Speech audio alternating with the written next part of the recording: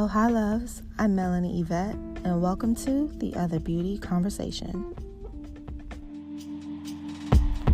I think this year, 2020 was so rough. I'm just gonna take it. Goals, reflection, all of that. I didn't do any of that. And I feel bad, but I showed you in my birthday, like the agenda book and stuff. That was so Like, cute. I don't even have one yet. So I'm like, now I actually have one. I can't even like front. I need to do it Yeah. because I use the holiday time to genuinely relax and be with my family. And then I also felt weird about traveling. So when I got back here, I was all anxious and I needed to calm down. And I feel like I didn't enjoy the holiday until New Year. Like Mm. Christmas was like weird because like traveling during COVID was weird. And Yeah. then I was weirded out because my grandma's been kind of sick, but then I don't want to be around too much. So it was just like a weird holiday.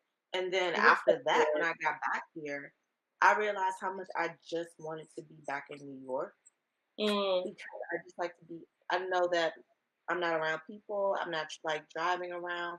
Because when I went back home to Maryland, people weren't even really wearing masks like that. I was like, Oh. no, no. So Mm-mm. I was like, okay, I'm going to go back to New York and chill. So I finally feel as though I actually did some reflection this weekend because Like I was not in. I was I not. haven't done it yet. It hasn't hit me. I'm hoping that it will just like organically hit me, and I'll be like, okay, I'm ready. Like I've got back in the gym. I'm back. Like I was ready with like work, even though work is like ramping up again. But I don't know. I'm also like trying to be nice to myself because I feel like Me I too. had so many goals for 2020 and then life imploded and we were all just trying to survive. Yeah, And I'm like, maybe this year is just a year of like taking it slow and like I think seeing that's where what I life think. takes me. Yeah, but also not even just taking it slow. I completely eradicated so much nonsense on my plate that I realized you just had it there because it made you feel good about yourself, but you really didn't like doing that stuff. Like certain Mm, hobbies that I've always wanted to pick up, like plants, like getting plants, being a plant mommy, all those things I was completely avoiding. Like now I want to take a sign language class. hmm. I want to do stuff like that. Whereas I had all of these very career based goals that, oh, I live in Bushwick. You know what I mean? You're fine. I can't. I I can like can't, hear noise, but like nothing crazy. but it's clockwork. It's like, it doesn't matter. It's Um, fine. no, what I was saying is, what was I saying? You were talking about hobbies. You were talking about how you have hobbies and Yeah, like you were just I doing it wasn't just to doing do it. anything last year that I like to do. Yeah. Really wanted to do. And I just eradicated everything and said, okay, what's on my plate? Like, what do I actually care about? And let's focus on that.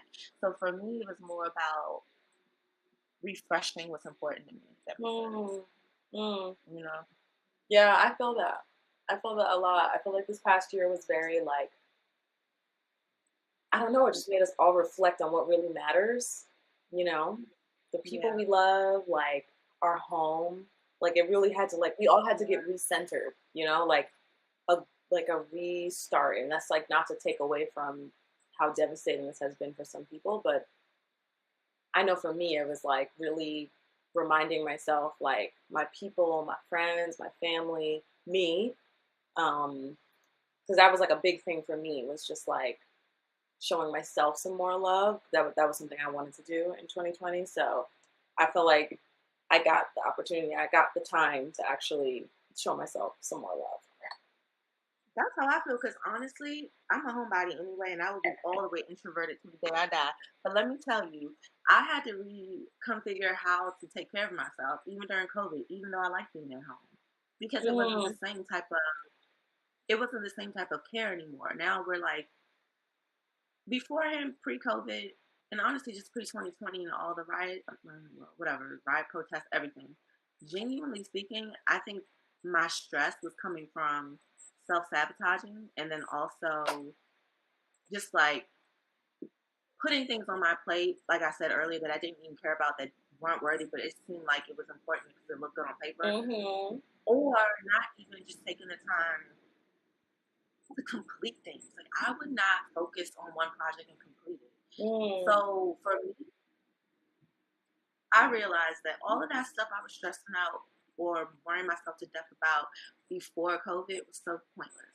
Wow. Like, honestly, That's fact. because people just have, like, people have always had issues. People have always been going through shit, but like, there's a different tone right now. Like, no one cares, basically. I see people on Twitter or like Instagram or celebrities getting all just hyped up about dumb stuff. I'm like, why do y'all care about this? Like, what are we talking about right now? What is the tone of the world? Yeah, I felt like So it was crazy. I mean, even in that time, like, I mean, it's the self-sabotage thing is so heavy. I feel like that was a big part, probably most of 2020, a good part of 2020. I was like self-sabotaging on another level. And I think also because we had so much free time, there was like nothing to do. So the only thing you could do, honestly, like, was drink and do dumb-ish because you just home and ain't got nothing to do but call boys. You ain't got no time. You shouldn't be calling regardless. So when I say self-sabotage, my name was self-sabotage. Like, there was a moment this year that I remember being like, I'm just hurting myself. Like, I'm literally just hurting myself. Right. And I remember being like, I'm done. Like, I'm done hurting myself. Like, Laurice, I had the same conversation one day. I was like, man, I'm so over my own literally shit. over my own shit. I remember that. It's just, I'm so tired of acting like I can't change certain things. There's certain things that, for me, like I said, completing stuff. Just sit down and light a candle and focus. Like, all of this piecemeal stuff, all of that starting and stopping, not focusing. I was so over it. I'm so over my own shit. Can you just stop? And when I talk to myself like that, I had a moment of, all right, because you can give people all the good advice. You can read all the bomb posts on Instagram. You can post some things in your stories and act like you are all elevated. But if you're not just sitting down and like doing the work or like the self-care or whatever it is that you're trying to do, you're not getting nowhere, like talking about it. And I just kept talking all this stuff. Like, oh, I'm gonna do this and da. I'm like, can you just do it? Literally, can you just do it? I mean, I feel like I feel the same. Like, I won't talk about my business venture, but I think I have a business idea that I want to do. I want to go for, and I'm gonna try to launch it in 2021. But first of all, you and I didn't even do the intro because we just went into it. I talked to you in so long. For those listening, for those tuning in, welcome to the Beauty Conversation. No, welcome to the Other Beauty Conversation. Do I know the title of my own show? But I am excited to talk to you about this because Laurice and I, for those listening, Laurice and I worked in beauty together. That's how we met. And we won't say where we worked, but Laurice has always been somebody, like, you've always been somebody who I knew had a very interesting career path ahead of her. I don't think you always saw it because you just are so good with branding. You're so good with business. You're so good in terms of like your eye and just strategy. Like, you're really good at that. And I also feel like you know how to not work a room per se, but you know how to, you get along with everyone. Like, you know how to work with people. Like, you're a person that I think people really, really enjoy working with. And I brought that up only because I feel like we don't talk about all the Black women like working in beauty, right, behind the scenes. Like, all we see are the influencers or whatever, but we don't get to really peek into who's actually behind these brands. And like, you're at Fenty now, but before then, like, you've done hair care, and I feel like you were doing magazines too. Yeah, right? I was an editorial. I was an editorial first because I wanted to be a beauty editor. That was my dream, to be a beauty editor. And then I got into PR and marketing, and that just comes more naturally to me. It's so funny you say that I'm good at making relationships. I feel like I don't know. I feel like I'm not easy to work with sometimes, but I do love people. And I think, I mean, being at Fenty now is like a dream come true. Like, it has its tough moments, but it's a dream come true to like now be working at such a big beauty brand. But it is crazy, like, the women behind the Black women behind the brand. I think it's incredible the beauty industry. I love the beauty industry, and I love the Yeah. women behind it and the women who are pushing these brands forward. Like, anytime I can meet another Black woman on the brand, and anytime I can uplift another Black woman to join a brand I'm on, I just love it. I absolutely love it. So it's long from where we were, but I'm so happy to. I learned so much in the role when we were working together, and to Honestly, I did too. I really enjoyed that role. Like I'm a social media manager, but like I enjoy doing social media management. I really enjoy doing it, and I also love the power that comes with being a Black woman social media yeah, manager because you can understand that like we have a lot of say in who's going to be on our yeah, page, who's going to be in the mm-hmm. campaigns. We might not always have the final say, but we have a lot of Yeah, say. So when it's more of us in these positions, you will, I think, organically start to see the brand itself either be more diverse or be more well-rounded in terms of tone and how they're speaking to people. So I definitely enjoyed it, but you know, I I feel like what people don't understand, particularly, this is not gonna say this.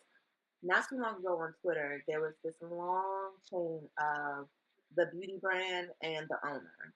mm-hmm. And I don't know if you remember that, but someone had posted Carol's daughter and then the owner, quote unquote, being like this white woman, right? And I'm just like, that's not true. I worked at L'Oreal. I was on the Dr. Lovely team. I was very close to the Carol's daughter team. I still am with some of them.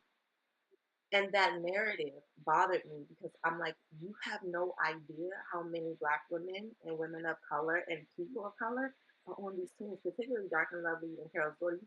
And on top of that, Lisa Price was in the office every single day. Mm-hmm. And she was also the first one there, the last one to leave. Mm-hmm. When she broke her foot or she hurt her foot, crutches. I'm just like, what are y'all talking about? Y'all don't understand anything about how this industry works. And if you understood how the beauty market itself still sets Black beauty businesses up to have to sell Mm-hmm. to big parent companies, not that that's always a bad thing because I personally think it's smart. But if you knew that, you would shut the hell up because you don't know what you're talking about. So when I saw that thread, it made me think about wanting to talk to you besides the fact that you're my boo. Because I just felt like there are so many of us in beauty working behind the scenes on the things that I'm not saying that being an influencer doesn't matter because it does, like representation. Mm-hmm. Shout out to Jack Amos and Makeup Shayla, all those girls, all those women. But behind the scenes, a big part of that is us saying to a lot of these brands that aren't focused on Black women and that's whatever, no, we need to actually hire her. No, we actually need to look at this person. Like I remember telling a client, you need to look at this girl named Kelly Stance. Like, this girl, she's so dope on YouTube. I think you would like her. And they just were baffled by this idea of stepping outside of their little bubble of Black influencers and seeing people. That is why I get so hyped about being a social media manager. Yeah. Because I'm like, that is where I can come in. And I feel like for you too. Yeah. I didn't mean to like be offended, but that's why I wanted to bring that up with you because y'all don't know that we're back here. We're actually like working and fighting for our people. Like I feel like fighting for women of color and fighting for men of color too, to be honest, and in my role now where I can be as diverse as I want to be.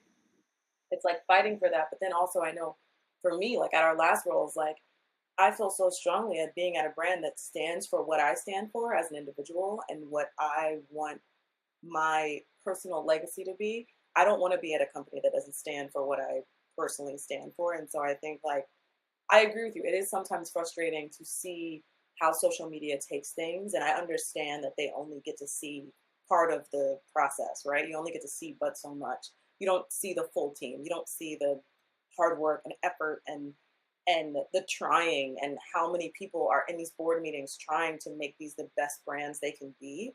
But I also understand, and I don't blame them. I don't blame people for wanting to hold brands accountable and to wanting to see themselves in an owner and see their color or their background or where they came from. So I totally get it. I totally get it. But I also feel a responsibility to as in my role now, to always be thinking about like, how can we be more diverse? How can we include more people? How can we include more unique perspectives? And how can we tell our story in a new way every day? I think that's also like, that's really big for me too. And that was big for me always, every role I've ever had. That's been a thing for me. How do we tell this story in a unique way? Always. And I personally would like strategically look for those bigger name brands, even if they weren't targeting Black women or like women of color, because then I can just bring them in. Like, oh, you don't know about such and such? I got you. And shake it up a bit. You know, my new role now, I love that. Like, I'm at Peter Thomas Roth, and I love, but they're actually diverse, to be honest. But I love that they're looking for new influencers. Like, when I'm bringing up people, like new skincare girls, like, oh, yeah, I love that. Yeah. All brands, you know, all brands aren't on the train. They're not there yet. But there's a lot of them because they understand the power of our dollar, particularly. You don't have a choice. And it's you kind of know when people are doing it just to do it. Like right when Fenty launched not too long ago, I mean, obviously you weren't here, but years ago, not too long ago, years ago, I remember I was at L'Oreal's. I won't say which brands we're talking because it wasn't just like L'Oreal as a parent. There was just some people in the company who were like whispering about it coming. And I was like, yeah, Fenty's coming, guys. And they didn't, I don't think they first saw what it was going to be. So it kind of forced all the brands, even the ones that have been like legacy brands, to say, oh, we need to like rethink our strategy, which is a good thing, but it's also y'all should have been doing this for a while. But it's so sad. It's so sad how it is sad. I mean, Maybelline was doing it, in my opinion, very well, and that's because Sarah, in my opinion, was over there just like shaking things up. But I was just talking to my girls just now about my hair, and I was just saying like, I need these hair care companies to get on. Like makeup did it, makeup jumped in. Now I need to stop feeling like I got to go to the little janky corner store to get me a track. Why can't I order some tracks on the big retail stores? Like, why does it have to be like this? Not even just order some weave. I would like to be able to. I want a good, like, because I like weave and protective styles. I want a good, like, long collection of protective style type of products. Like, I want the ones with the sharp nozzles. We can like get in the weave, get in like the tracks or the cap. I want a special cleanser or like shampoo, maybe not shampoo, but cleanser for your hair, like when it's braided down, like something that will lift the dirt, like whatever it is that you can think of when it comes to like braiding. What do you need to do when you like want to keep your hair clean? I want a whole collection like that from somebody. That's what I want. Feel like I want the Black woman. And don't get me wrong, I'm sure there are some Black women who have a flawless, luxurious process. But me personally, as a woman who loves weave and loves braids and all that and protective styles, I want to feel luxurious the entire process of, I want to feel how these other girls feel when they go to the most high-end salon and they get a glass of champagne and they get their hair blown out. I want to feel that way when I'm getting my tracks sewn in. Because we talked about this. I need that. Maybe we give people ideas that we need to kick off. Listen, I'm with it because we've been talking about this since the blog. I was like, Laurice, is there like what are the prestigious premium brands that are like really cater to us, just offer luxury? And like, like I remember, and we're talking about beauty. Maybe Fashion Bomb Daily. That was the first entry for me in terms of media where I was like, oh, everything is just sexy, polished, luxurious. I love her page. I love Fashion Bomb Daily. I love that page. And she herself is luxurious and polished. Yes. Like the founder and owner. I don't know if she's the owner, but I'm sure she is the owner. The founder, and she's so involved, and I'm sure she I just think I'm so happy that there is like this noise now about Black women experiencing luxury. You know, like. And when I say luxury, I mean, I'm not always saying Louis Vuitton, Gucci, Birkin bags. Yeah, no, I'm talking about luxury. Like, I want to go into a salon, and my stylist does have an amazing salon, but I want to go into a salon. I get a glass of champagne. I want to feel that experience. And because I have been in other, maybe not predominantly catered to Black women salons, and I've seen how nice their salons are, I'm like, Black women deserve this. Like, yes, I'm no shade to the beauty supply store, but why don't we have like these big brand Ultas and Sephora's catered to Black women? Like, I don't want just one section only for natural textures. Like, I need the shade around weave and relaxers to go away. Yeah, we need to let that go. Let's let it go. Let's all decide what we want to do with our hairs. Period. Those relaxers kept us afloat financially. Okay. And if you want to have a relaxer, and some people, listen, some people hair does well with a relaxer. Some people can do it. And even if your hair is damaged. What'd you say? I said, do whatever you want with your hair. Do whatever you want. Life is too hard to be listening to other people about what you want to do with your hair. And I get it. You know, the like Western society, like opinions of beauty for Black women, I get it. But no, if you feel good, I feel good with this pony in my scalp right now. I feel good. I feel pretty. I feel beautiful. And that's what women deserve. You look beautiful. And I'm like, women deserve to feel beautiful. But also, we deserve to have a luxurious process to feeling beautiful. Like, I hate that it has to feel, sometimes it's tacky. Like, these beauty supply stores be tacky. Some of the salons be tacky. And I just think that whole narrative needs to change. That needs to change. And I'm seeing it a little bit, like some of these Black stylists are killing it. And one of the things I like about social media is that a lot of the Black stylists have been able to extremely expand their audience and expand their, just like their business, just by having an amazing, just like appeal on social media. Like my stylist Lana, when you go to her page, it's super cute, but when I go to her salon, it's, you know how they have those buildings where you have like almost like studios that you can rent out, or rooms that you can rent out within a big building, like in a shopping mall or something like that. It's like that, and it's a whole bunch of stylists in there.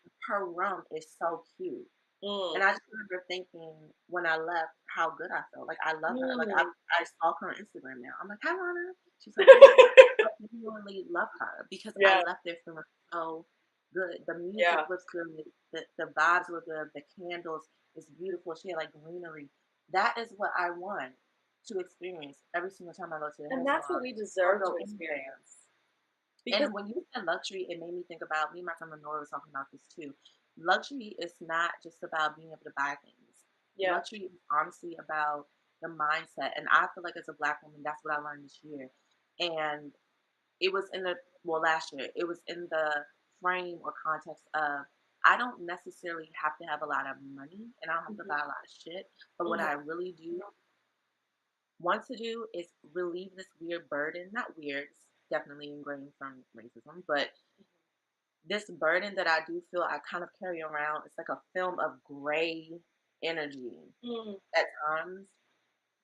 And I don't know where it comes from, and I particularly feel like it's more of me being thrust into the world when I go outside, and you have all these things that you're worried about, microaggressions, you're worried about how somebody's going to speak to you, are you going to get catcalled? Like, we're just worried as women, particularly. We're always on guard in a way. Well, it's not worried, we're always on guard. Even when we're trying to relax, there's still like can I just live feeling as a Black woman? Can you leave me be? So I decided that the world's not going to do that for me. I got to do that for myself. Amen. And luxury for me is, no, I'm going to live my life with ease. Yes, I'm going to ask for a lot of money because the luxury of that is I don't have to stress over money. Yes, I'm going to have standards for the men I'm dating now or the man I'm dating now.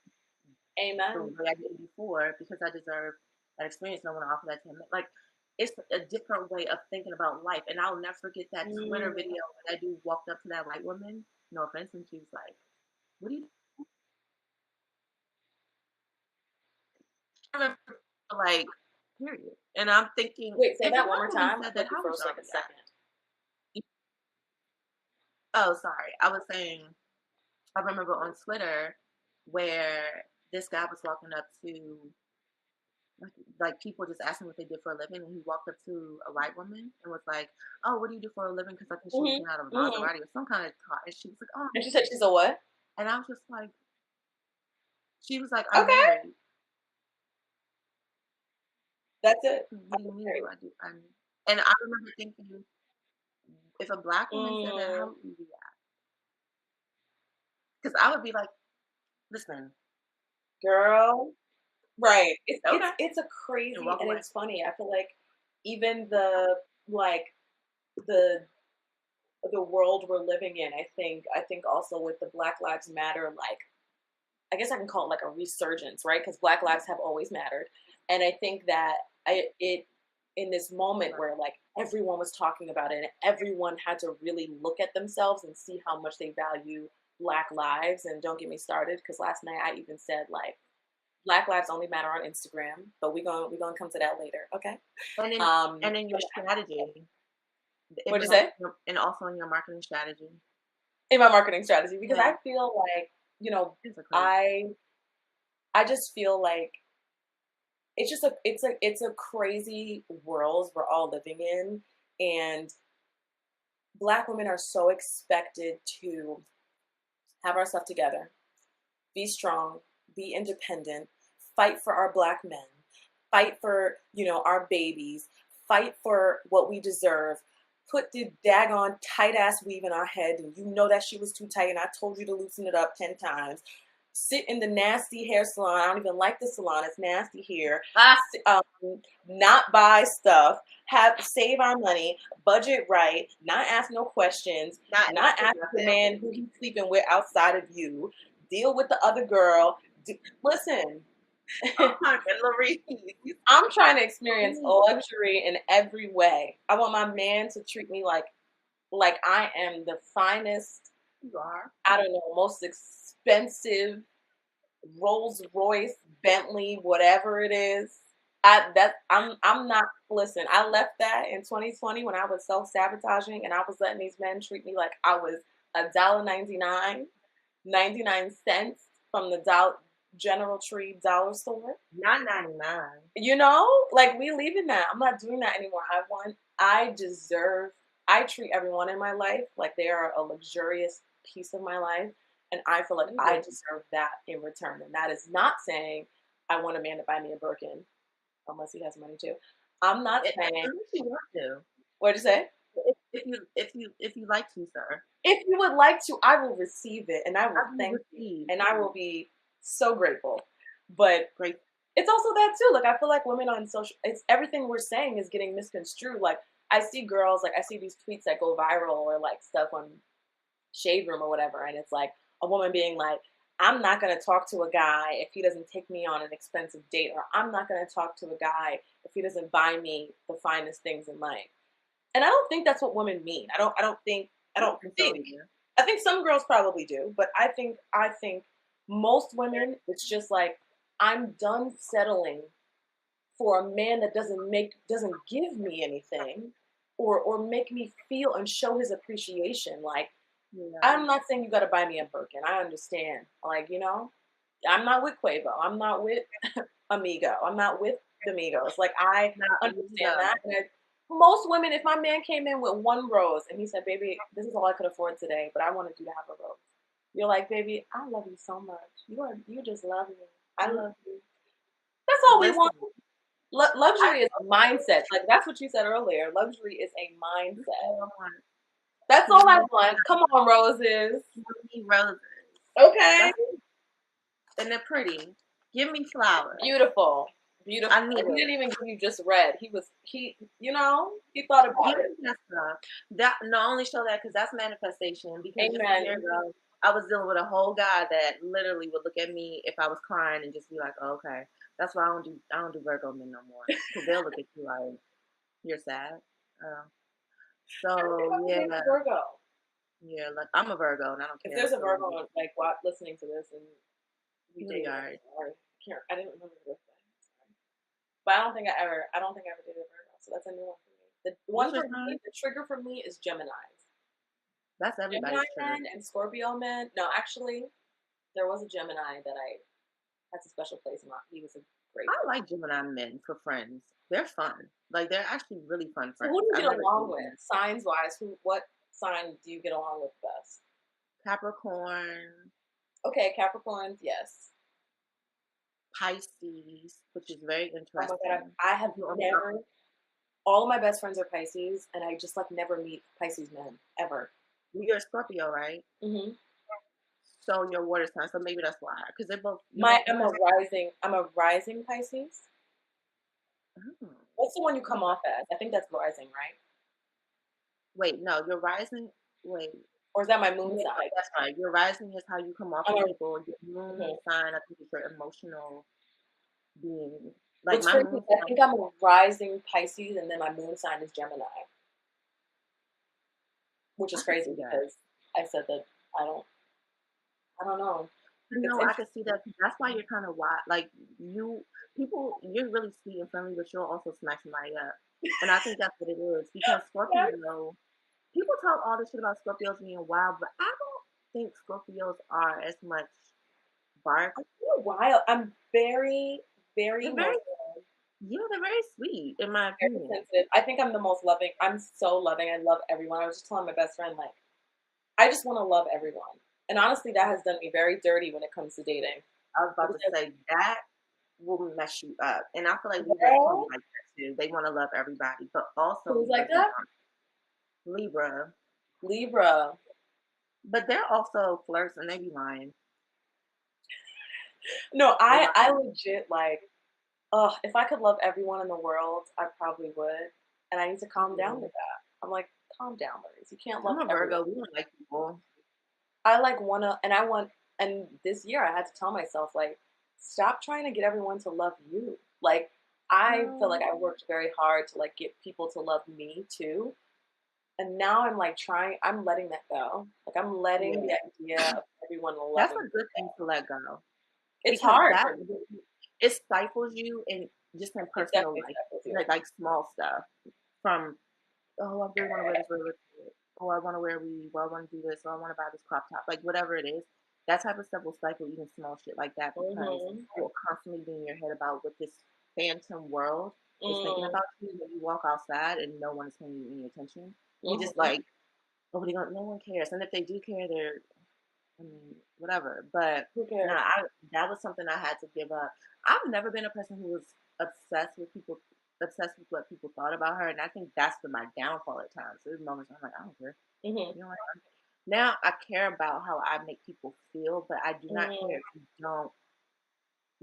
if you don't like my decisions that I make for myself that I've actually taken the time to decide on and to really think through. I Yeah. don't care. Yeah. Yeah. I Like I remember I told somebody, I was like, "Oh, I don't ever really want to get married. It's never been something I wanted to do." She flipped, and I was like, "Girl, I'm still not gonna get married, so I don't know what to tell you. You won't have to be mad at me." right, Like I don't right. do that. So do you want I mean I'm getting kind of personal, so you ain't gotta answer this, Okay. but do you wanna have like a person that you're with forever though? Or no?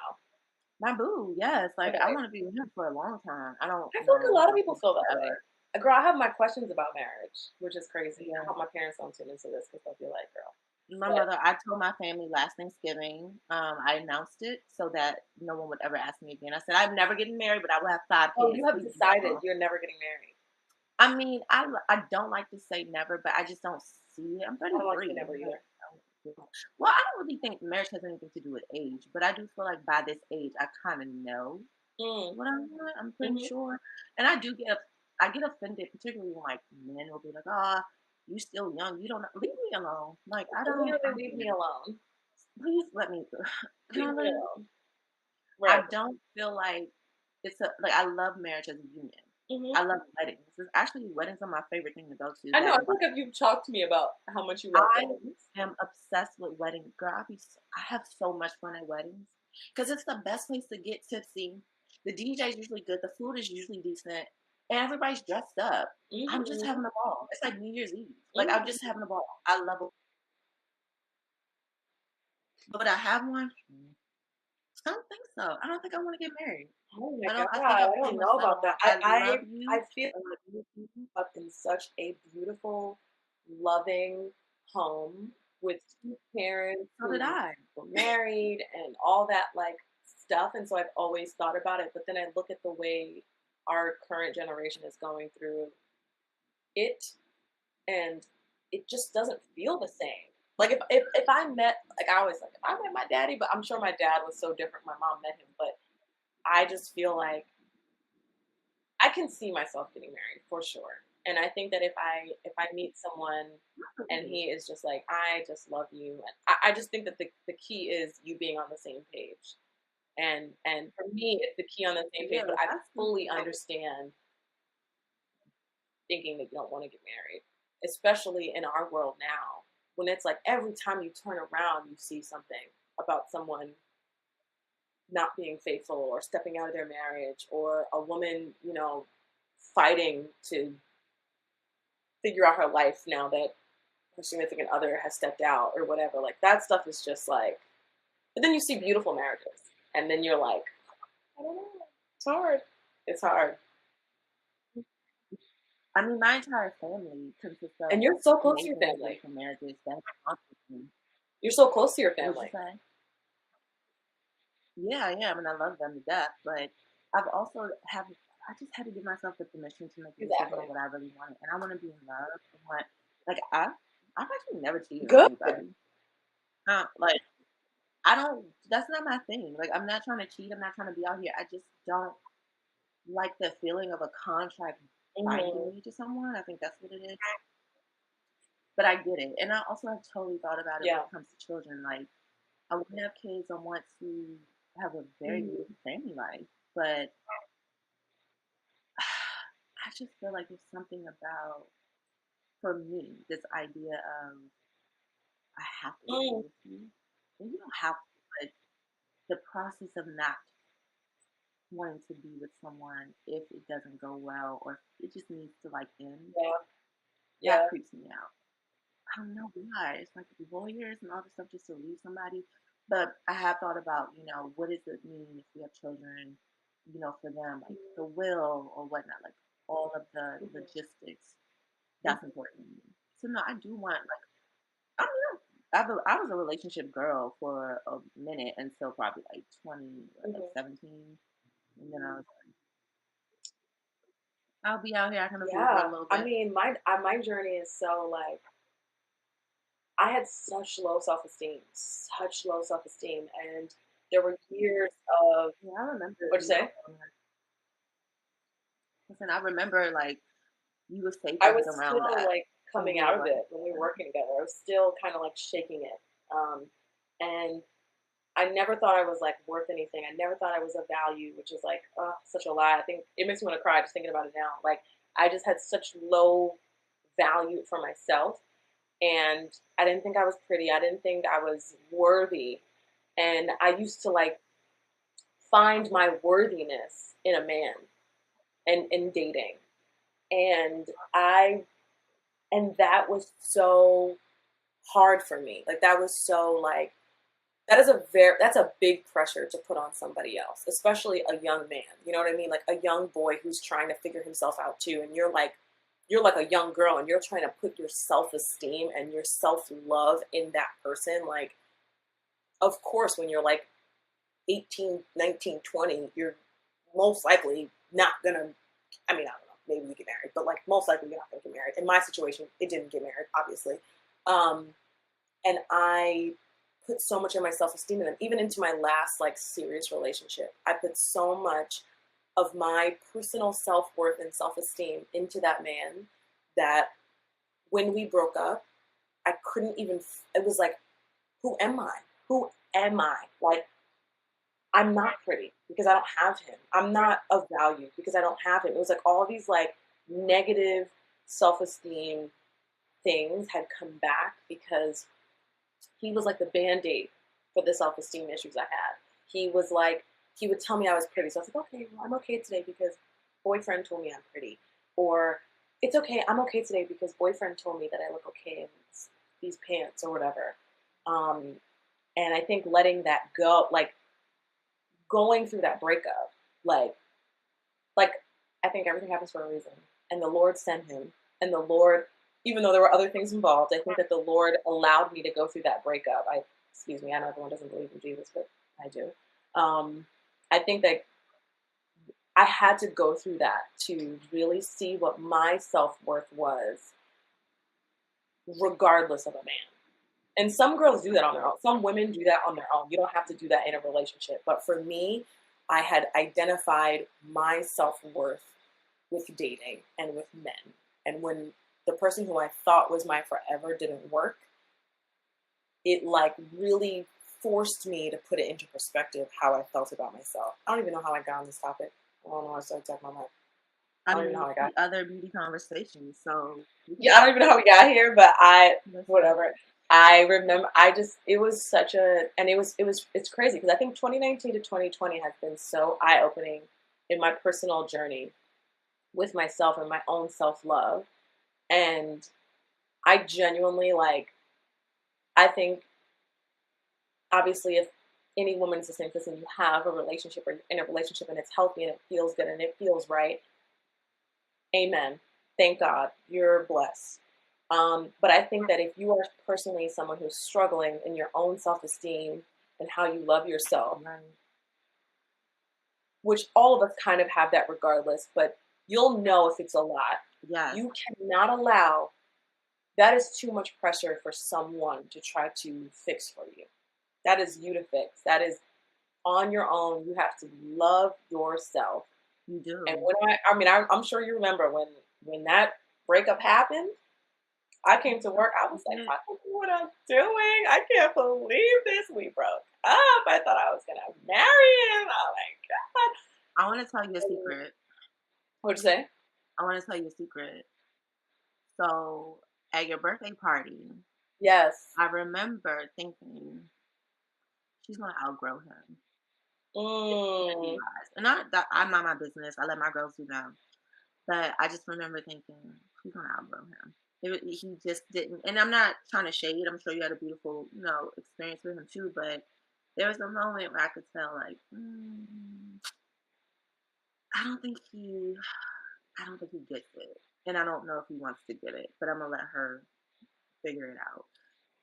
And I kind of saw him not being the right person for you, just because the energy was just not the same. And I'm like, she's gonna need her moment that I had in Cuba after I broke up with my last dude in 2017. I went to Cuba and something smacked me in the face, and it was like, bitch, it's time to live your life, and you don't need that dude no more. And it wasn't about, and I met a dude in Cuba, but it wasn't even about my Cuba flame. It was more about the world is moving, and you are not allowing yourself to move with it.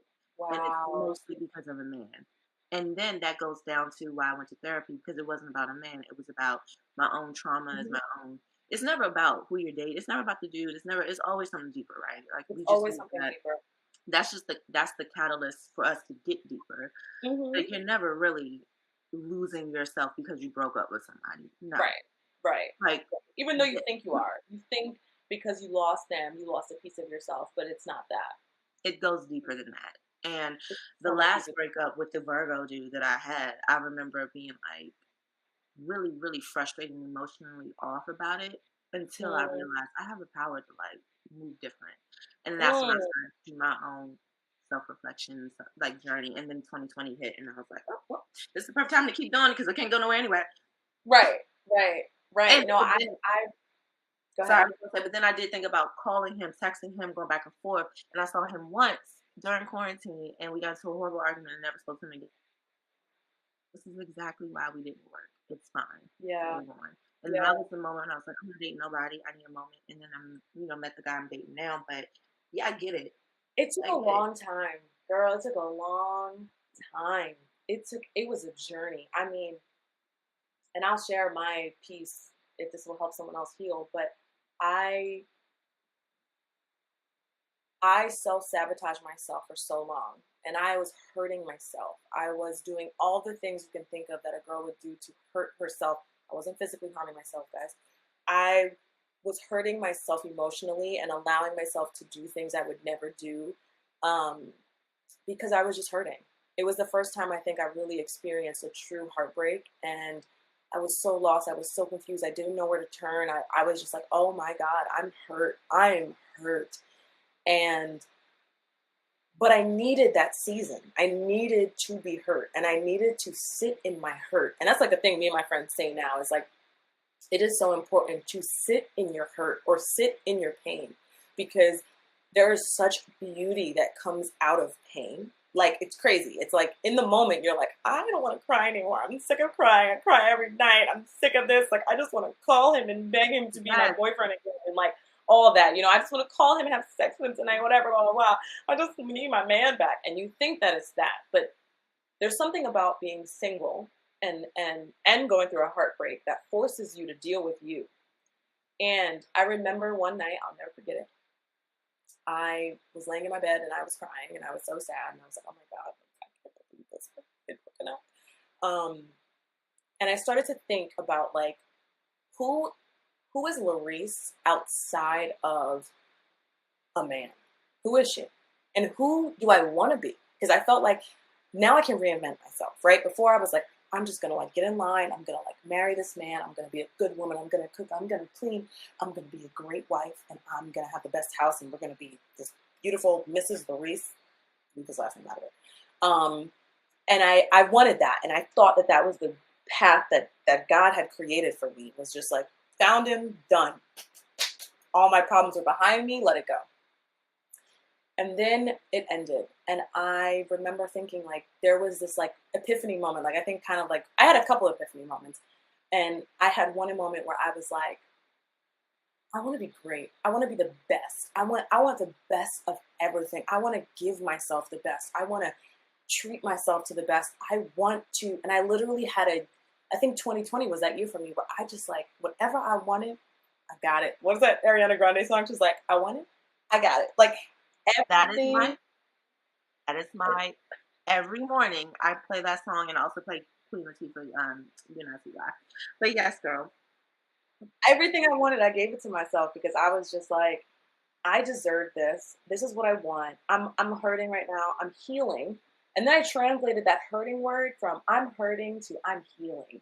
I am hurting. That hurt. Oh my God, my ego was bruised. I was embarrassed. I think there was another woman involved. There was so much that was hurting me. I was comparing myself, all those things. And I translated that I'm hurting to I'm healing. And when I translated from I'm healing, I did multiple things that were part of that healing for me. I cried a lot. I talked to my girls a lot. I drank a lot. I did a lot of things that I felt I needed to do to get through it. And I feel like I've come out of it. Now I'm coming out of it. And I feel like a totally different woman than I was in my relationship, in the breakup season. And now I'm like, whew. Like, I feel like I can feel the, like, air feels different. It smells different outside.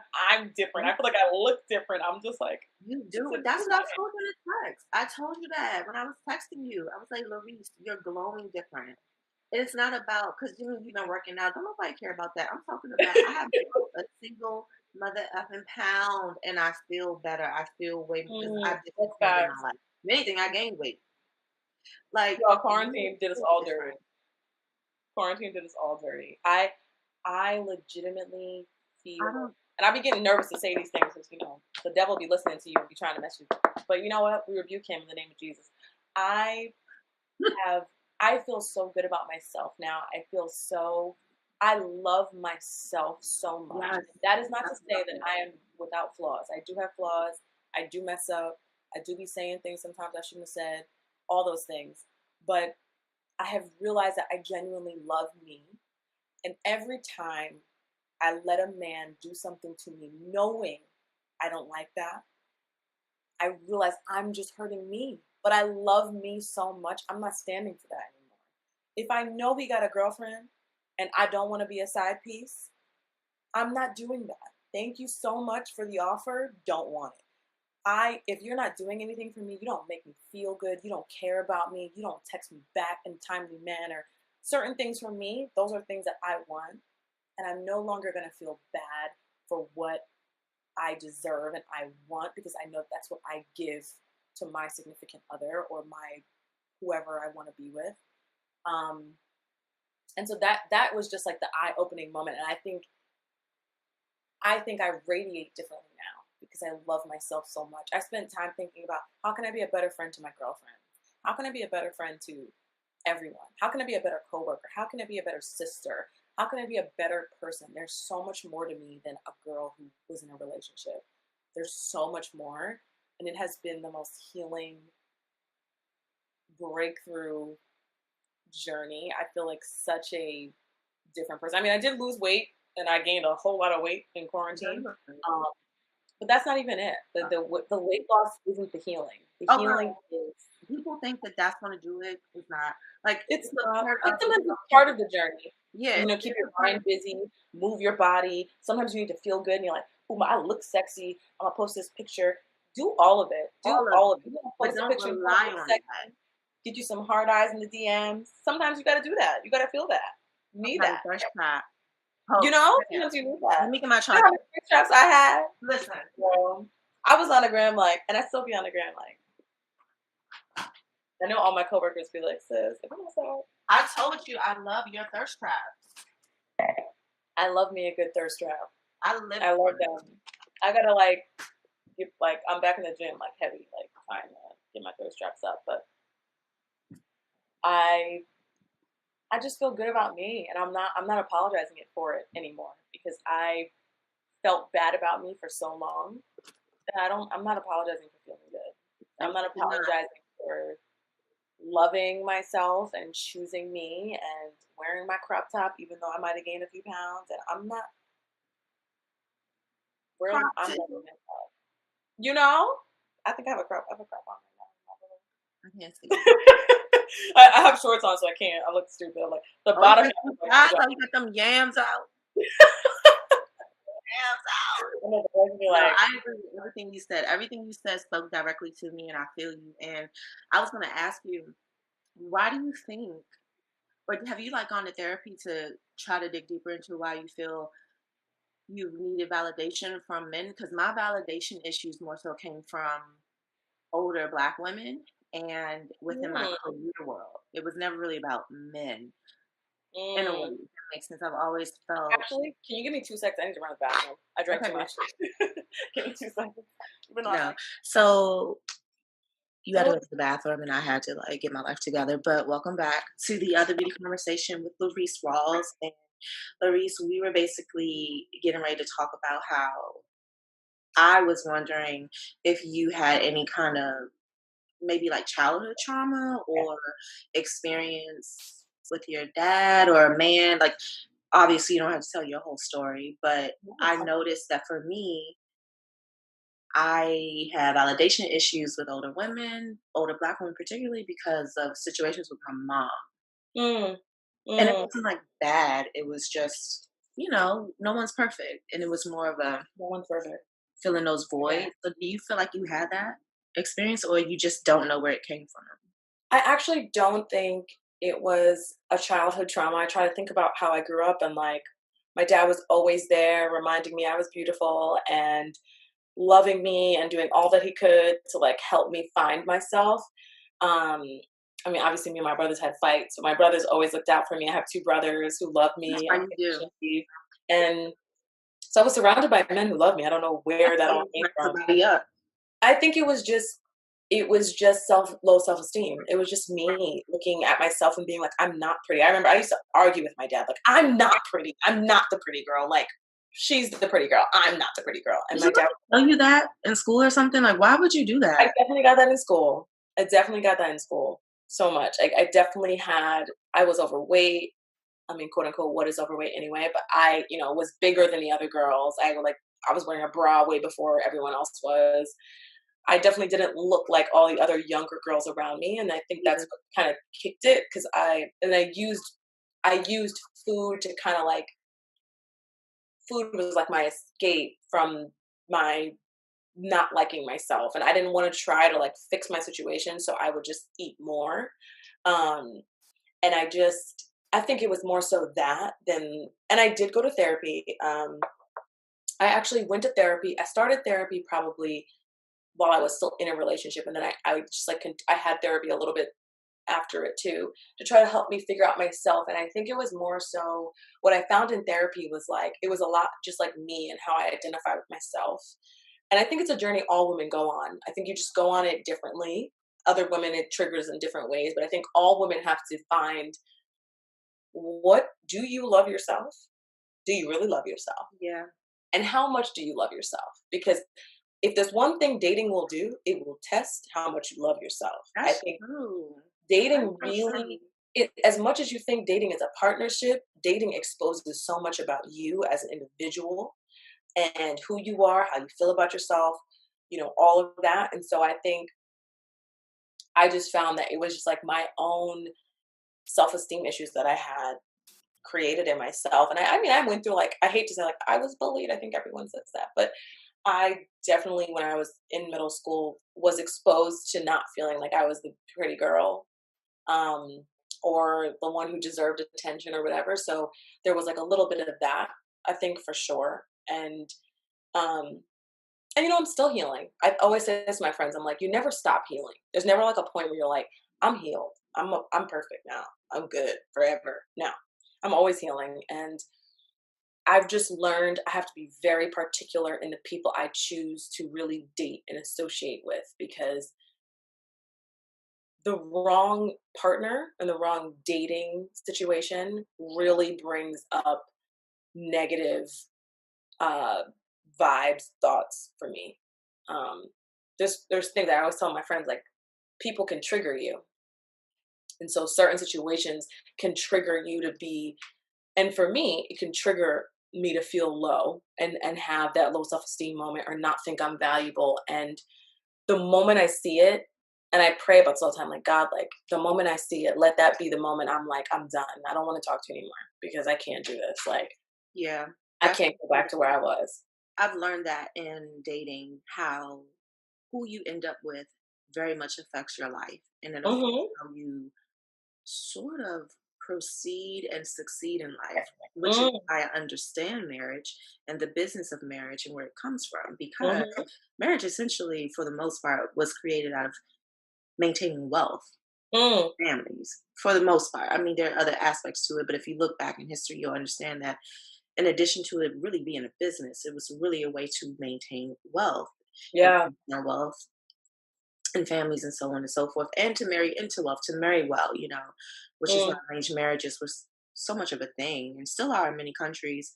But I will say that I've learned the hard way who you end up with. And I remember, just because dating a guy who I didn't feel comfortable bringing him to like work events, I didn't feel comfortable Mm. bringing him along to really just things with my friends. And I started to question myself, like, why do you feel like that? And I realized I wasn't so much embarrassed by him as I realized we didn't have a lot in common. Mm. And I felt as though there were moments when I did need to dim my light, because the things that I was involved with or doing, he didn't feel good enough to be a part of. Um, Mm.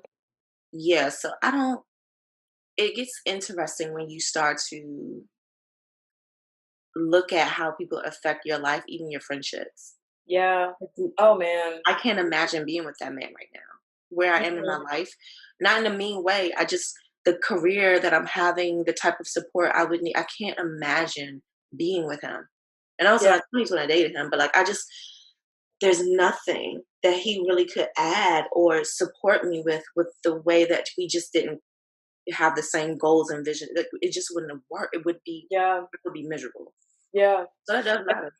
And the moment you're like questioning it, right? Like the moment you're like, I wish I could get a little bit more support from him, or I wish he wanted to do this with me, or I wish he would call me back, or I wish he would come over tonight, or he wish he would want to spend time with me. I think those I wish moments are you knowing you settling for less than what Yep. you That deserve. happened to me. I was sitting in a Thai restaurant in St. Mark's, down New York. I don't have no qualms about it.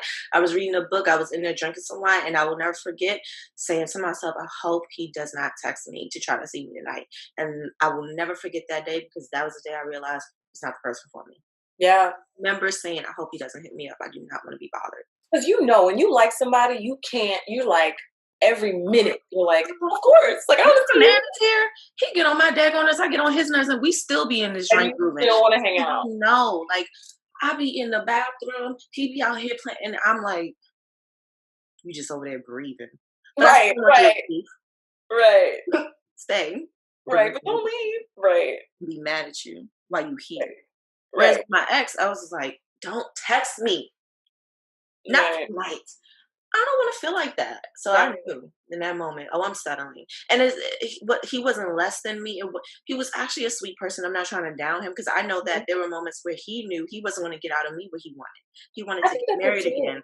Like I wasn't offering him that. So it's not just him. It's not to man bash or anything. I don't do that shit. Yeah. But Yeah. it was just a moment of, yeah, no, I don't want to be with him. Yeah. And it's okay. Like, and It's then you finally okay. meet somebody or people in the future, or friends, whatever, dating, and you're like, Mhm. nah, I bang with you. This works. I get it.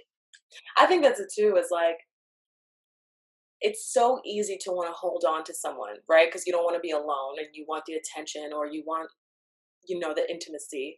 But I think it's also like you have to like let people go to if you really care about someone, you'll let them go so they can experience happiness somewhere else.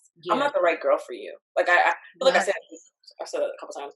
I'm not the right person for you, but there is somebody who is the right person for you. And they deserve you and all of you. Like they deserve all of you. And that's me too. Like let me go to find the man Let that me deserves find my book, right? let me find my real boo and you I find told your my ex that. I said, you listen, deserve it. you need a woman that wants to be married. And Mhm. like that was kind of the bigger, like, it's okay. I'm not her and you can't change me into that. And I Yeah. can't change you into this type of, I want somebody who just like gets certain things in my life that I will also never forget getting a promotion. And Mhm. he just wasn't as excited for me as I Mhm. was for him when he would something great would happen. And I remember thinking like, what is the deal? And I said something to him. And he was Mhm. like, oh, it's just hard because I'm over here trying to get my life together. And I remember thinking, I am your woman, I'm your girlfriend.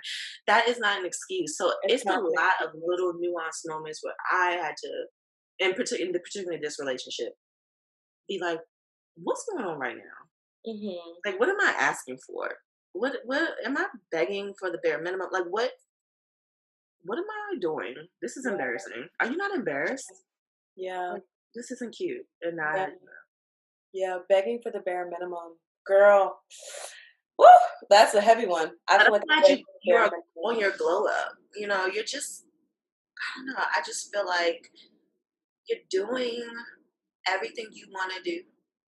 Everything. And I remember saying, I can't wait for Laurice to actually see Laurice. Because when I posted Mhm. that picture of me and you and Sophie, every dude that follows me was like, who that?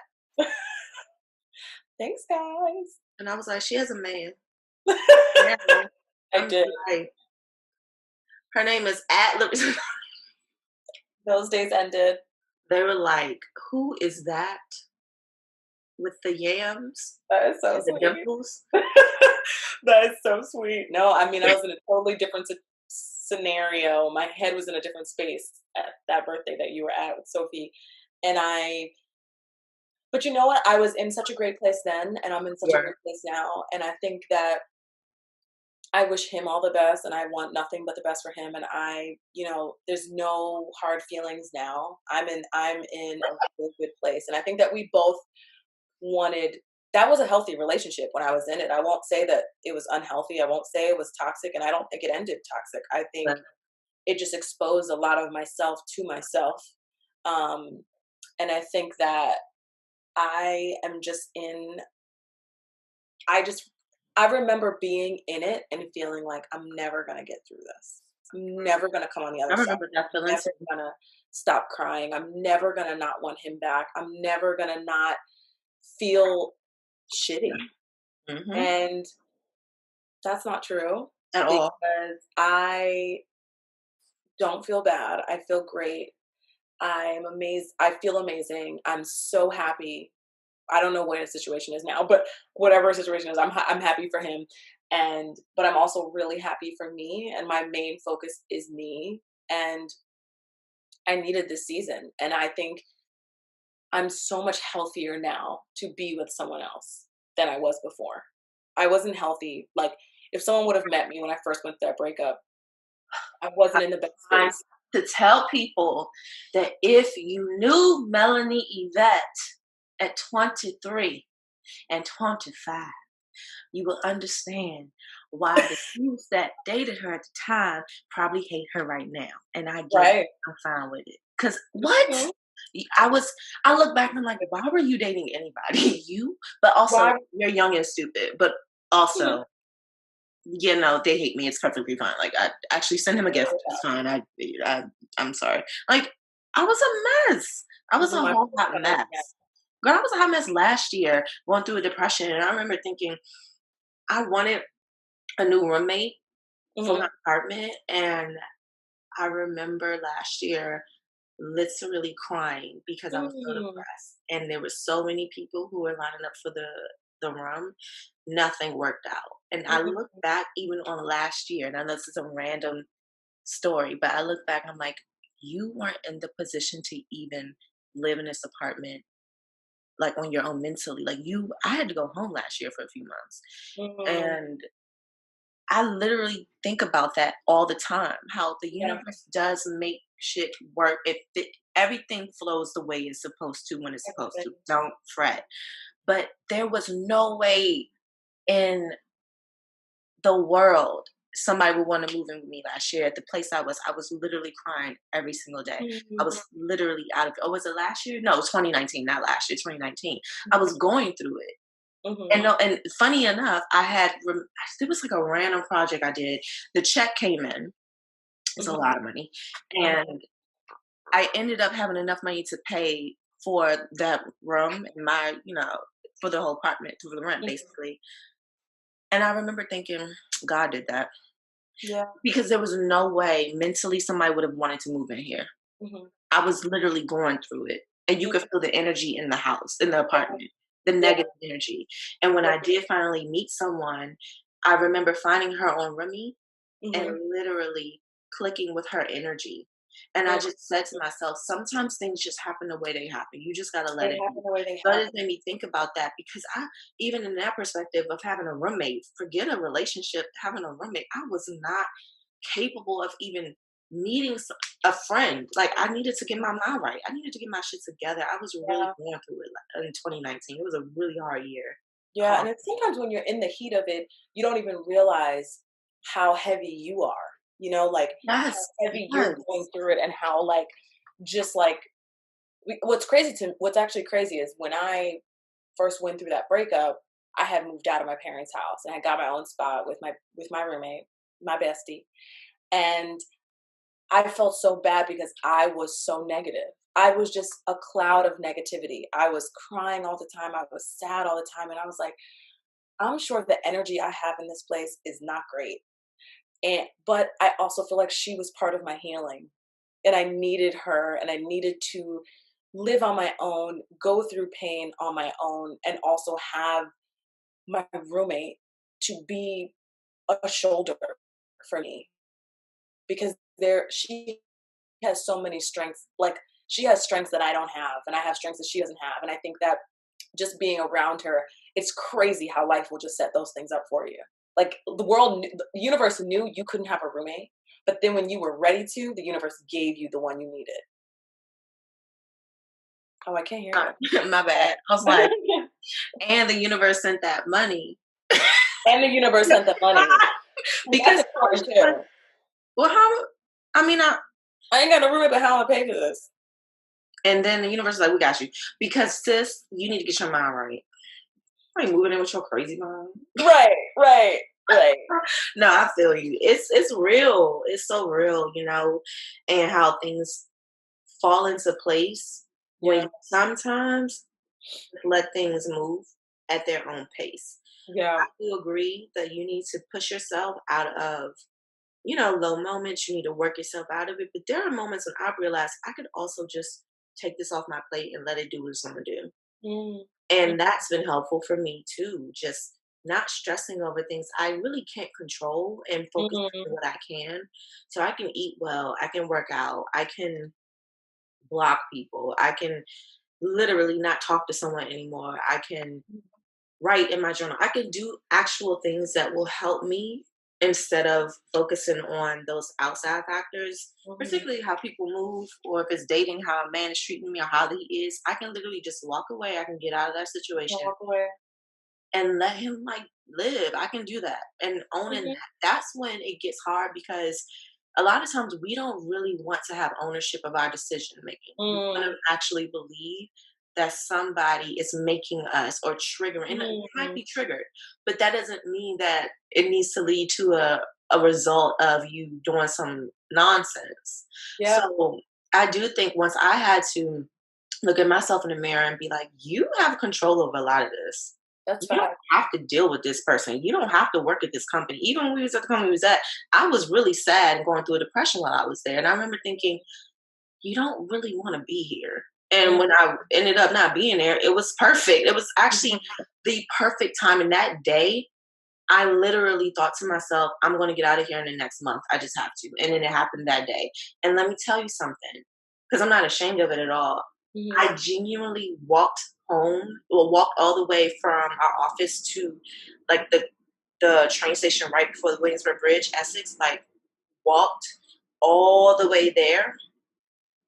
And by the time I got there, I felt this sense of relief because I knew it was time to move and like shift my way out of this situation. And I feel like the universe said, you're not going to do it. We don't have time for a month. We got other stuff for you to do with your life. Right.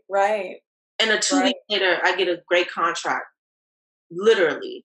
Like crazy. And I'm just like, what is going on?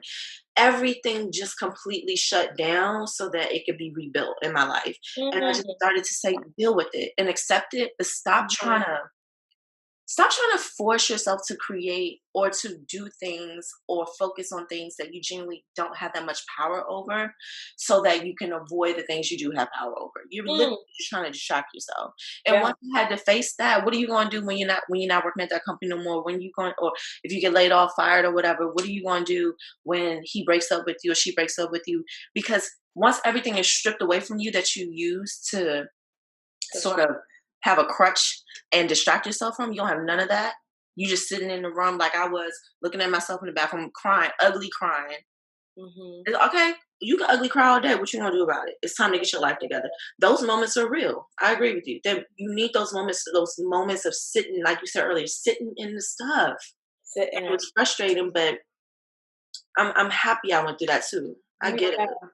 When you come out of it, you're so happy. But when you're in it, I remember thinking like, I'm never going to get through this. I'm never going to. And I started journaling too. So I part of my healing, I went to therapy. I journaled a lot. I journaled exactly what I was feeling. And I never tried to make it look good. Like, I need to do that. Girl, you got to just journal. And when you journal, just be as raw as you want to be. I'm hurt. I miss him. I want him back. I can't believe this shit happened. He done post that damn girl on Instagram. He following her.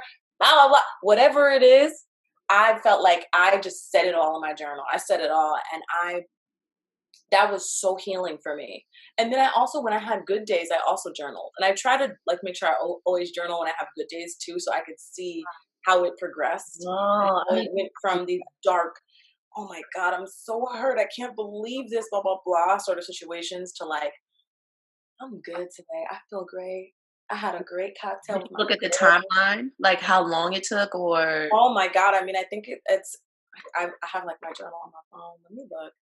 I think I didn't have a good journal entry or a positive one until I had some good days. Don't get me wrong. I had. Okay, let's see. It started in 2019. I was about to say, when did y'all break up? But 2019. I'm almost in my apartment for 2 years now. Well, maybe a year and a half. Okay. 2 years ago? Okay. Something like that, or almost 2 years probably.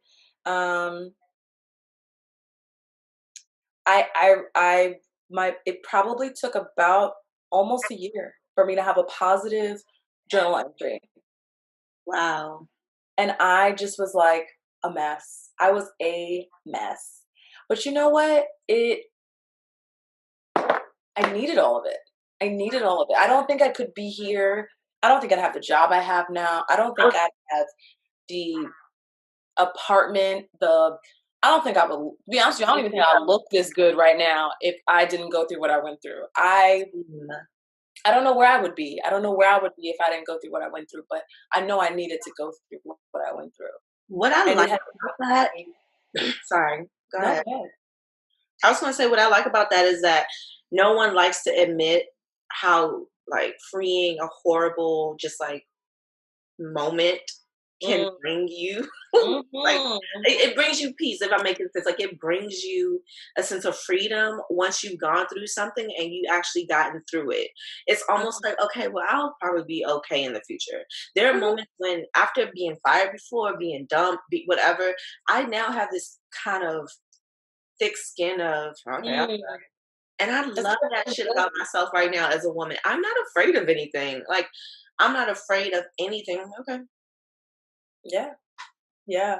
And it feels You good. It's might. not that I'm, superwoman, but Mhm. for the most part, when it comes to like career and dating, I'll be like, I can get that job. And if I don't get it, okay, life goes on. I was up for a job that I really, really wanted. Girl, they had me back and forth for 4 weeks and then they ghosted me. And I remember thinking, Mhm. I'm not about to stress over this. I'll get a job. Got a job.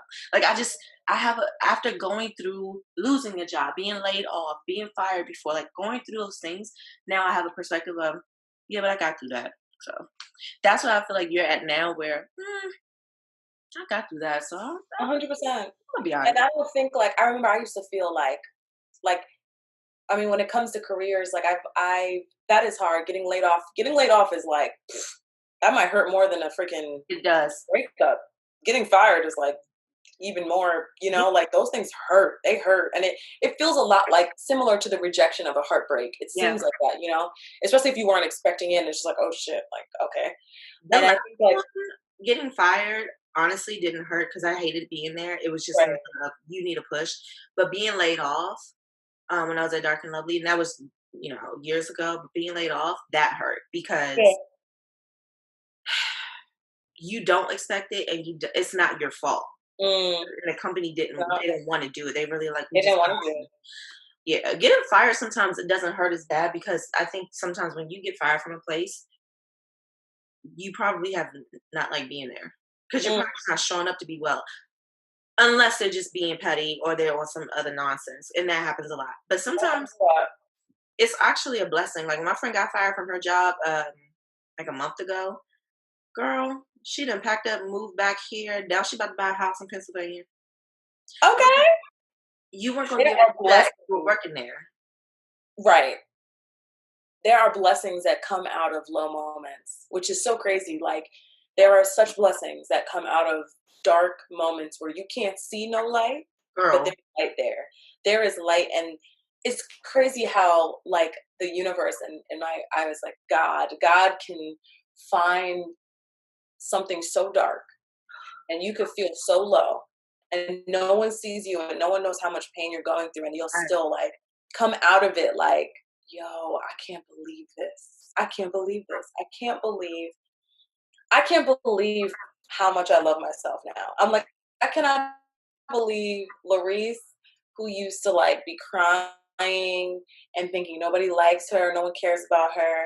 I can't believe now I'd be like, I'm that girl. I love myself. I be telling boys like, you absolutely not. Like, I won't respond to text. I will not call you back. I will not go on a date with you. And I never in a million years thought I would be that girl because So lovely to see you get before I used to like just crave a man's attention. Just for a guy to pay attention to me meant the world. Now I'm like, Negro, I could care less. You could not call me back. You could I don't care. You're not gonna do that. You're not gonna treat me any kind of way. I And love for me to be here now, I'm like, I cannot believe that's me. I can't believe that's me because that was not me. many women and girls who understand, and we might not say it or they might not admit it, but there's men too. There's a lot of men who settle. People Mm-hmm. that there's a lot of men who don't have confidence that we think they do. So it's a thing, but I love that you're honest enough to say, I really, really did not like myself, and now I am looking at myself in the mirror every day on some, nah, I'm that bitch. Excuse my language, but I feel like that's what you think, and I feel like you should. I'm happy Yeah. for you. I'm so Thank you happy so that much. I'm getting this sexy free Laurice because I remember saying to myself, I want her to know her 20s are for fun and I want her to have fun. I remember saying this. I You remember told me so many times. You were like, girl, Laurice to it's go, okay. you need to have your whole year. You need, or you, and whole year is not even about sex. It's about freedom of choice in every single thing you do. So maybe you call it your me time year, but 6 months, a year, every woman I think needs just that moment where you're not thinking about nobody but yourself. You do what you want on your time. You don't have to answer to nobody. Mm-hmm. Oh, girl, my mom. There's so much healing in that, and there's so much beauty in it. Oh my God, I feel like I did that like for a full year, and I'm probably going to do it again this year. And it just eventually one day, I hope to be married someday, and like you don't get to have those times. You know what I mean? Then when you have children, it's like almost not fair for you to be so selfish. Even though you should be as a mom, do be selfish, take care of yourself. But I think now that I can just be outraged, if I want to go on a trip tomorrow, I'm gonna go away tomorrow. And that's the best feeling. That's the best feeling. Yeah, no, I'm happy for you, Laurice. Thank you so much. I don't know. I'm just so excited to see more women, particularly Black women, coming into this moment of I want to live in a luxurious mindset. I want to have access to luxury when it comes to just how I maneuver every day. I want to have my standards high, and I'm never going to bring them down. I don't want to particularly apologize for my presence. I feel like you're coming into one of those moments, and that's great. What's your skincare routine, though? What do you say? So what's your skincare routine? Oh my God. Well, I mean, this is like an ad for my job, but I do really use like all Fenty Skin. Oh, for real? I use the cleanser. I use everything. I use everything. I mean, because I probably have easy access to it. Skin looks so good. Thank you. I thought about that. Sorry, I was looking at you like, no, it's fine. I mean, I have makeup on right now. I have the Fenty foundation on, the dewy one. I'm like advertising my job, but it's easy for me to get that stuff. But the thing is, your skin looks good. Like you can tell when someone has good skin even through foundation and stuff like that. Like I can tell when somebody piles it on. Your skin looks so good and glowy. I mean, there's so many other things. It's taking care of yourself, eating right, face mask. Yeah, that was going to be my last question. Like, what's your self-care routine for the rest of the year? I love this question. I am attempting to work out 4 to 5 days a week right now. I don't always get to 4 to 5 but the gyms are open here in Jersey. So I go to the gym. Thank God, because I needed that because I was struggling in quarantine. I do have to work out with a mask on the whole time, which you don't feel afraid of touching stuff? The gym I'm going to, I feel like they do a great job of keeping things clean. Like it's social distance. They sanitize everything as soon as somebody uses it. I have to sign in. Like I have to tell them I'm coming to the gym before I come there. I have to like schedule my workout. I have to sign a declaration every time I come that I haven't been around anyone, that I haven't traveled anywhere. They're like super, super on top of it. But honestly, I'll be real with you. Like I needed to go to the gym for my own health. And I know that people are like being very safe and like you should be. And if the gym doesn't feel right for people, I get it. But for me, I needed the gym because it just helps me clear my head. It's really a key part of my self-care. So I go to the gym. I try to work out like during the week because I like the weekends to just like chill, watch movies, hang out, drink. And so that's part of my wellness. I like work out. I'll think about what I do in the morning. I wake up in the morning. I try to get up right away and go to the gym. Like I wake up, look at my phone, get up, go to the gym. Because if I don't go as soon as I wake up, I'll think about it and I won't go. Come home, I make myself a protein shake or I make myself some coffee, take a shower, get ready for the workday, and then I start working, and then I usually work all day long. So that's probably like my day to day. I think what I do like to also take, I mean, I have like a candle. It's daytime and I have a candle going. I love candles. Okay. Yeah. Mm-hmm. I love like just like wearing a face mask, listening to R&B. I love me a good R&B playlist. Have you heard Jasmine Sullivan's new album? No, I've heard Hotels is good though. Girl, I'm not a person who likes to listen to music right when it comes out. It's you weird. don't. I don't. Really? I love. I mean, I'm a big whatever's hot. I want to listen to it when it's hot. But whenever you want to, it's a great album. She killed it. Okay. And the messaging in it is just dope. So yeah, that's what I do. Like really, I mean, when I'm really feeling low, I'll hit up my therapist. Okay. Haven't been as good about being consistent with my therapist. I'll be honest. Me either. Recently. Not recently. But I definitely hit up my therapist. I have really found my people, because I think you can have a lot of friends, but then you have your people. Yeah. You have your people who you really go to when you're hurting. Yeah. So part of my self-care is I'm someone who needs to talk through my issues. I'm someone who should talk. Well, I think if it's not you, and you shouldn't force yourself. Yeah, but I let it sit in my head for Mm. days on end instead of dumping it out, which is why I like your journaling tactic. I want to try that, to journal even when I want Journaling is a great way, especially for people who don't. everything. Yeah, yeah. If you don't want to like share all your business, journaling is great because you're not telling anyone but you. Um, but finding your people, journaling. This is like my healing tat. I think everyone was like, I can't believe Laurice got a sleeve tattoo, but I saw that coming from a mile away. I was like, did you? I love it so much. It's I'm just just like for the thong bikini bathing suit. I'm like a little like, like I feel like some people who don't know me well, it's like innocent Laurice that like doesn't do anything. Girl, please. Laurice will smack you up if you play with her. Like I've seen you have a moment where you're like, that eyebrow go up, and it's a different moment. Trust, I know. And I'm just like, I know your facial expressions.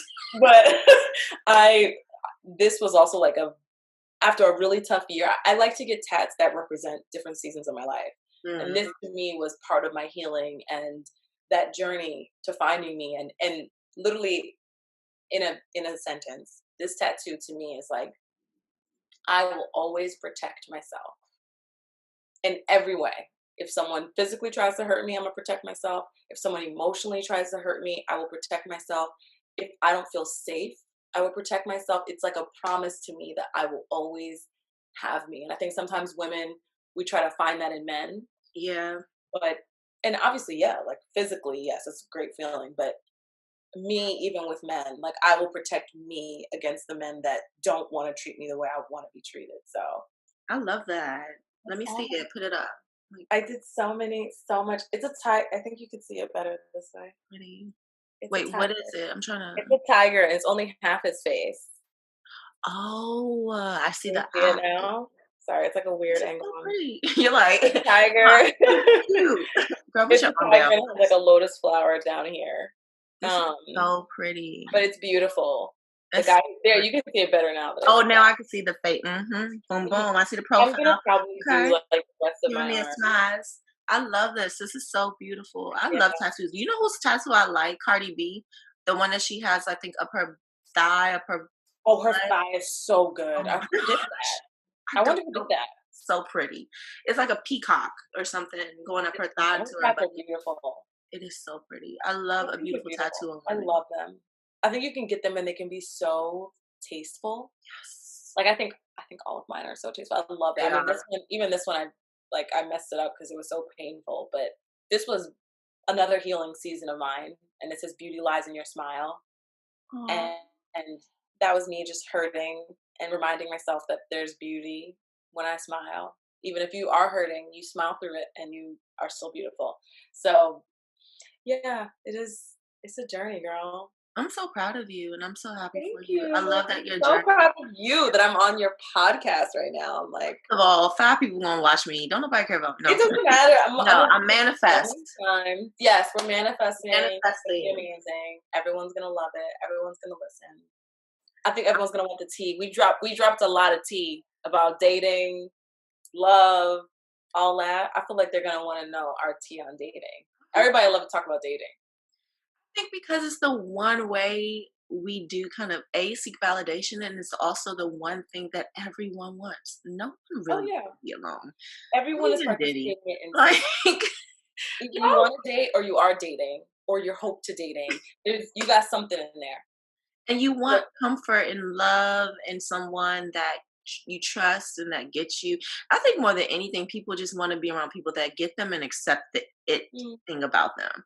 That's been my biggest feat, when it came to dating men. It was always it was never, I don't feel pretty or whatnot. I was fetishized a lot too, being chocolate, even though I kind of hate that, but being dark skinned, just curvy, there's a weird fetishization that comes with that. But I also more so had struggled with not being my full self, like wanting to be super ambitious. I dated more men who didn't like that about me. And I remember just like, Your ambition? yeah, like I had a dude that I dated in like 2010 who went on Facebook and was like, the girl I'm dating is too ambitious. And I, being petty, Melanie Vet, went under the comments and said, hey, y'all, he's talking about me. And basically, yeah, he doesn't like, that was interning at the NBC Today show. He was like, he doesn't like the fact that I, have all these goals and dreams. And he basically cut me off and I didn't care. But I remember thinking, you're so mad that I'm literally interning. You're working at a government job, probably at grade 8 at this point, making good money. And I'm in New York interning, trying to do something. And you're so mad at me. I'm like, you literally are doing more than I am right now, but you feel a way about the fact that I was willing to take a risk. Mm-hmm. And you probably are either jealous or you Mm-hmm. just don't want to be with a woman like that. You're Fine. projecting. It sounds like you're projecting. Anytime someone is like, we ain't about to be a part of this situation if you're not respecting what I do. Yeah. Like, I work a lot. And I think I always say that, like, if someone is going to date me, you have to know I'm working hard. And until the day comes where I have a ring on my finger and I've decided I'm going to have a family and I just slow down, okay, I will slow down.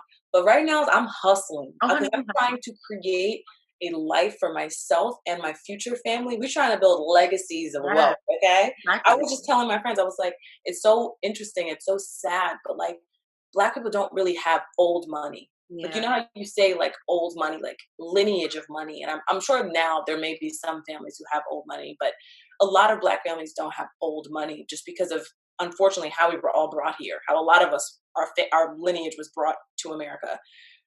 I want to create that. I want to start that old money for my family. I want my family to have wealth. And I know that that comes with working hard. It does. It really does. I mean, I don't want to do all that for my family. We're going to have some good money, but you are definitely going to kill it. We can be millionaires, but wealth, that's a lot of hard work on me, but I know I'm not with it. You are. If you're somebody who's a millionaire, then your baby should be, I don't know, 1.5 millionaires. I don't know. And 2 millionaires and 3 millionaires.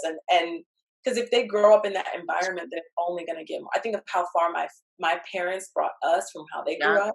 Mm-hmm. And I'm thinking like my future family, my nephew, and like that family from that, like how much further they will be. My brother even is just so much further from my parents. So it's like my nephew is going to be even further, and my kids should be even further.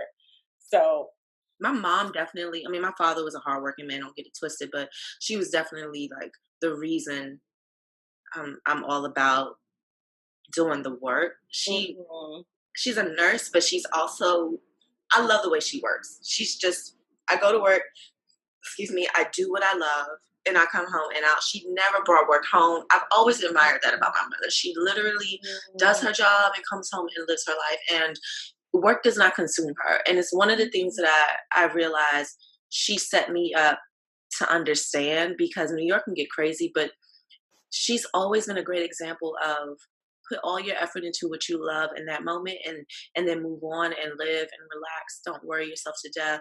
There's always a new job. There's always a new, like, I really appreciate that about her. And she works so hard alongside my dad, but works so hard as a nurse, securing the opportunity, securing a job, or going into a career field where she knew she would always have work. She would always be okay. She would always be able to take care of, herself. And it's something that I learned, I want to say maybe last year or so, how hard and how much she put into making sure that no matter what, even in my 30s, I'm okay. And that hit me in a very emotional way during quarantine, because there were so many people who lost their jobs, they lost their homes. And my mother particularly, my parents both, but my mother worked and created and told me this. She said, I work hard and I do what I want because I want to know that my daughter is going to be fine regardless. Like, she's like, I don't care if you're 40 years old, you got to come to me for something. You're going to be straight. And that clicked this last year during quarantine, because I thought about how blessed and privileged, but more so blessed I am because of that. Because at 25 years old, she decided that she had a vision for her life, not knowing that I would be here. My father did too, but I really am attributing this to just like women and women working. She planned this shit from when she was 25, when she was younger. Like, she knew what she wanted. She knew. And even if she didn't do everything she wanted to do the way she wanted in that moment, she's gotten to a place where I think, and I don't know if she knows this, but she has set me up to be so successful without having to do as much as, I don't have to do a fraction of the work that my mother had to do to get where she is. Yeah.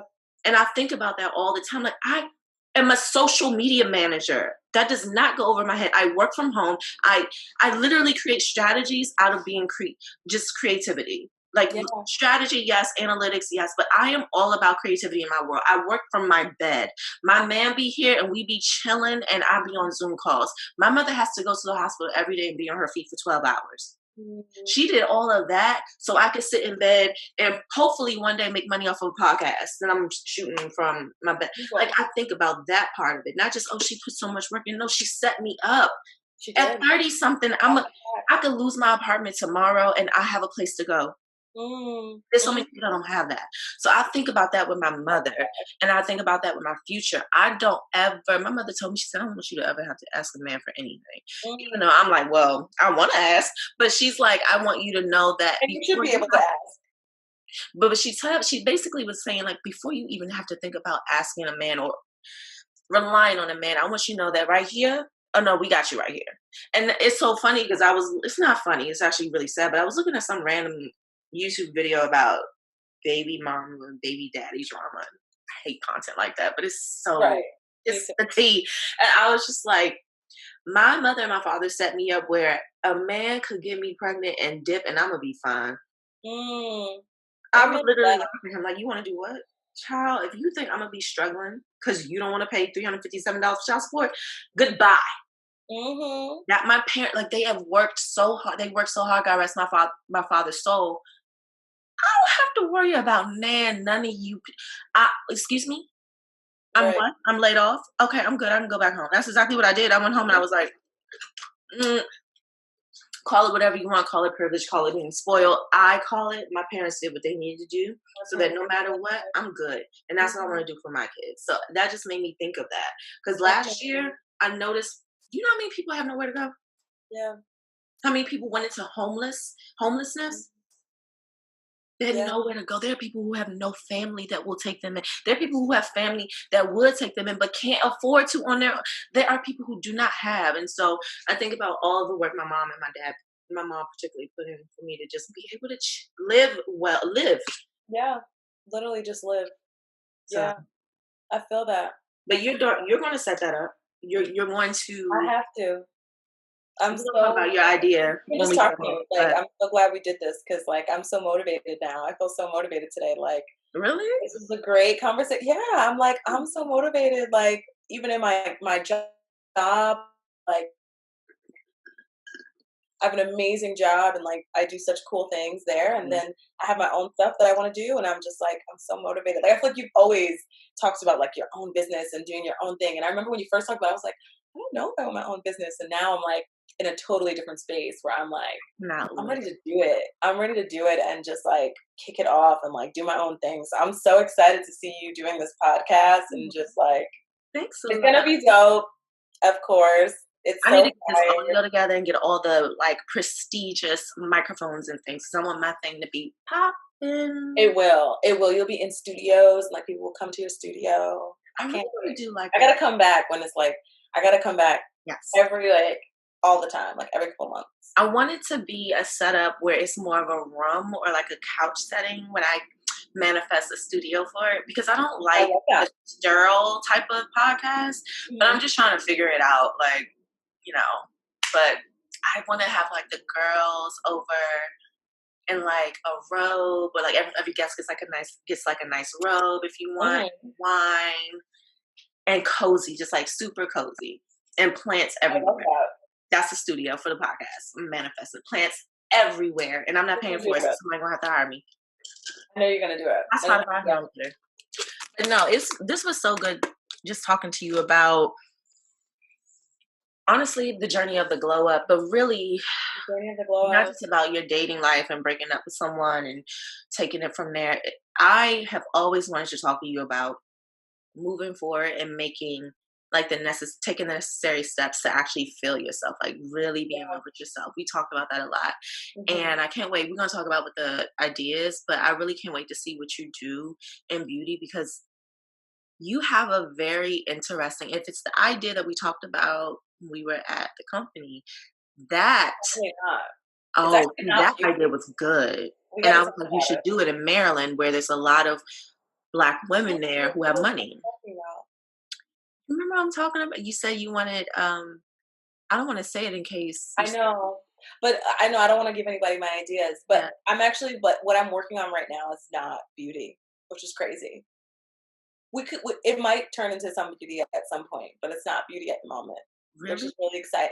I'm so excited about it. It's something I'm passionate about. Okay, we're going to talk about it. It's definitely a little bit more direct to consumer. I'm just really excited about it.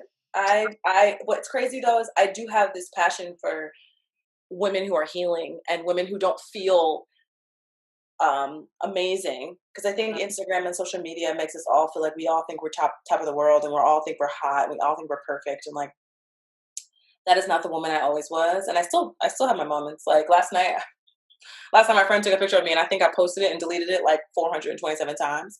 And all my friends were like, "Girl, if you don't leave," my sister-in-law was like, "Girl, if you don't leave the picture up," and I was like, Leave that picture alone. "Leave the picture alone, Laurice." But you know, you have your moments, and I do have a passion for women and healing, and I don't know how I'm incorporating that yet, but that definitely has to be a part of my branding. And I loved having this conversation because it brought that to light for me again. So this was also healing for me, having this conversation. So, but yeah, I'm soon. I don't know. I'm hoping I can launch it in 2021, but I don't know. We'll see. We'll see. It'll launch right when it's supposed to. Exactly. It takes time too, man. Like these businesses, people always on Instagram like, start a business, get an LLC. I'm like, yo, this LLC, Twitter, y'all need to leave us alone. Leave us alone. We're trying to pay our bills, period. Can I get my budget right first? Let me just get my daily budget right, and then we'll talk about my business. The way I be working all day, I work at my own job a lot and have put a lot of effort into that because I want it to be amazing and I love my job. And then you want to do your own stuff on the side. You're like, honey, I'm tired. I want to just like chill tonight. That's why I cut down on having contracts and clients on the side to only I only want to do one a month as long as they're a very good contractor or contract. But I am not interested in doing the most anymore. Get out of my face. Like I'm not doing. I will put my work in. I will absolutely work hard, but I'm also really more so focused on working smart. So please stop bothering me about my business, because I don't know. It's coming. Just please let me be. It's coming eventually. Because y'all gotta stop. Y'all driving me crazy. Right. But no, it was healing, and it was also just refreshing to catch up with you. Yeah, thank you for joining the Other Beauty Conversation. Of course. I love it so much. We'll definitely text after this. Okay, cool. For, text me. Being real raw. I appreciate that. Of course, anytime. You a thug with it. What'd you say? I said you a thug with it. No, I'm all about. I'm gonna get nervous when it comes out because I'm gonna be like, you, girl, me. Like people involved in my life, like that I be dating, don't listen. Like you was throwing shade at me, I'm gonna be like, I wasn't. I'm sorry. I'm pretty sure if the dude that I was dating sees this, he's gonna text me like, so that's how you feel? I'm gonna be like, yep. I'm not trying to throw no shade. Listen to my at the end. If you listen to the ends, there was no shade in this. It's all love. It's all love. We heal. We're healing. I was throwing shade. You know, thank you, Jesus, for every man who got me to where I am now. Y'all were part of my healing. The Lord used you. You didn't even know that. The Lord going to church, but the Lord used you. The Lord giveth me you, and He taketh you right away, and He sent you right back where you belong, and that's not in my life. So, amen, amen. You know, amen. So text me, Laurice. Let's text. And thank you all for tuning in. And until the next Other Beauty Conversation podcast. Bye. Bye.